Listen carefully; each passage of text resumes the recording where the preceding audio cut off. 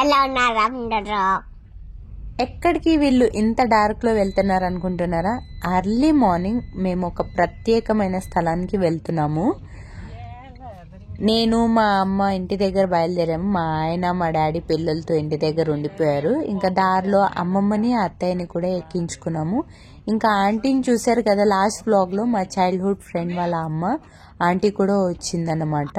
ఒక టెంపుల్కి వెళ్తున్నాము. మా నేటివ్ దగ్గర నుండి ఆ టెంపుల్ ఒక 25 కిలోమీటర్స్ ఉంటుంది. ఆల్మోస్ట్ హాఫ్ వే రీచ్ అయిపోయాము ఆల్రెడీ.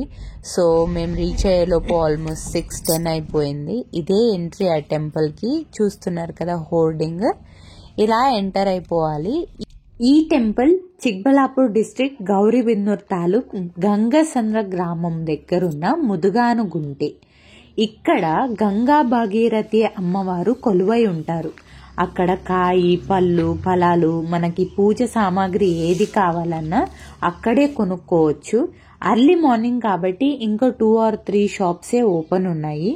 సో అక్కడ పూజ సామాగ్రి తీసుకుని అమ్మవాళ్ళు ఇంకా టెంపుల్ లోపలికి ఎంటర్ అవుతున్నాము. చాలా శక్తికరమైన అమ్మవారు కొలువైనది ఇక్కడ. ఇక్కడ ఒక కోనేరు ఉంటుంది. అమ్మవారి పేరు గంగా భాగీరథి అమ్మవారు అని. ఈ అమ్మవారు ఆడబిడ్డల సమస్యల్ని ఏ సమస్యలైనా సరే తీరుస్తుంది అన్నది నమ్మకం.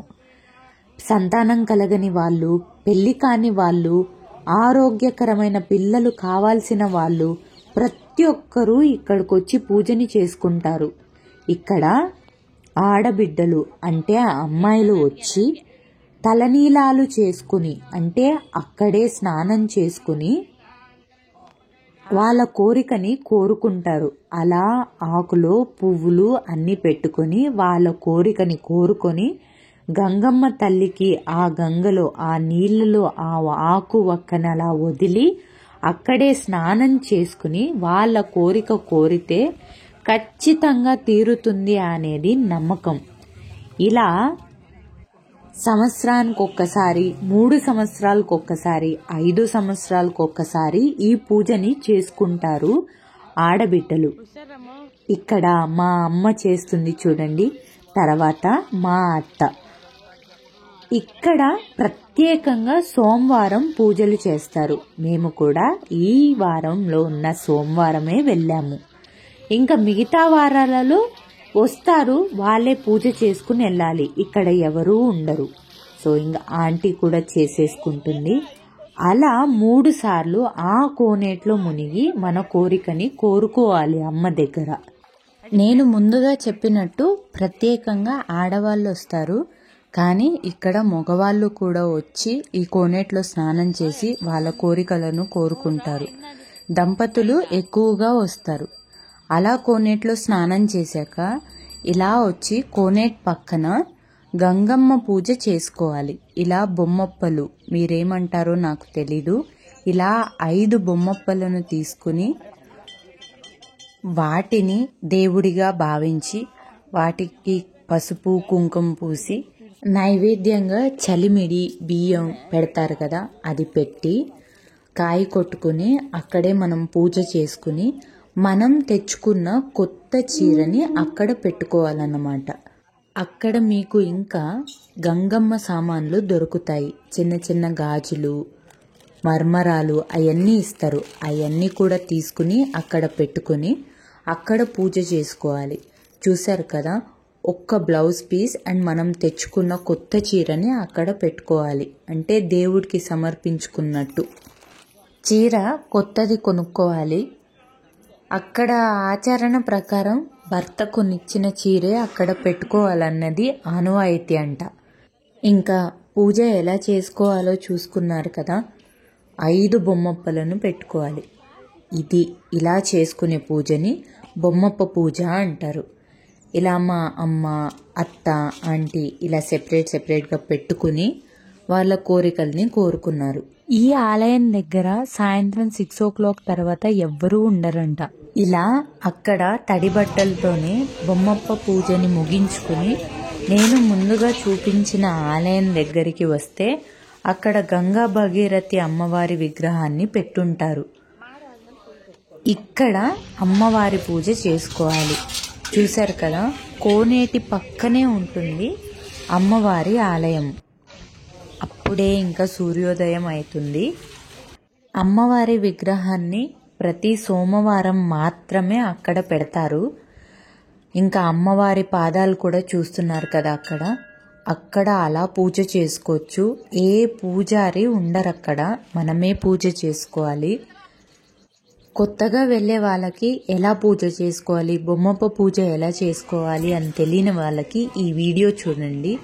అయినా సరే అక్కడ ఇంకా కన్ఫ్యూజ్ అయ్యే వాళ్ళకి దాసప్ప వాళ్ళు ఉంటారు అక్కడ, వాళ్ళే చెప్తారు మీకు ఎలా చేయాలి అక్కడ పూజ అని. సోమవారం మాత్రమే తెరిచి ఉంటుంది గుడి, అది చూసుకోండి. పక్కనే ఇంకా కొబ్బరికాయ కొట్టుకుని ఇంకా పూజ అయితే ముగిసింది ఇక్కడ.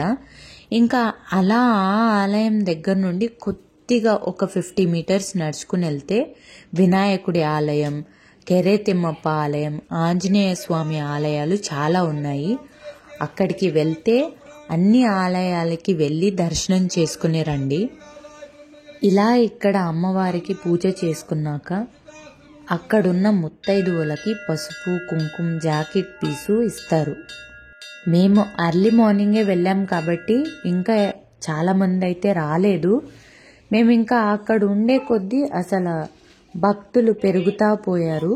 సో తొందరగా వెళ్తే మీకు పూజ చేసుకోవడానికి వీలు ఉంటుంది. లేదంటే ఎక్కువ అయిపోయి అక్కడ ప్లేస్ కూడా ఉండదు నిలబడడానికి.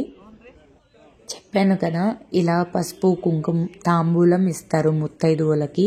ఒకరికొకరు ఇచ్చుకుంటారు. ఇక్కడ సంతానం కలగని వాళ్ళు కూడా అక్కడికి వచ్చి ఇలా తాంబూలం ఇచ్చి ముత్తైదువులకి వాళ్ళ ఆశీర్వాదం తీసుకుంటే అంతా మంచి జరుగుతుందని అన్నది వాళ్ళ నమ్మకం. ఇలా ఇంకా మేము కూడా తాంబూలం తీసుకుని ఇంకా మా పూజ ఇక్కడితో ముగిసింది.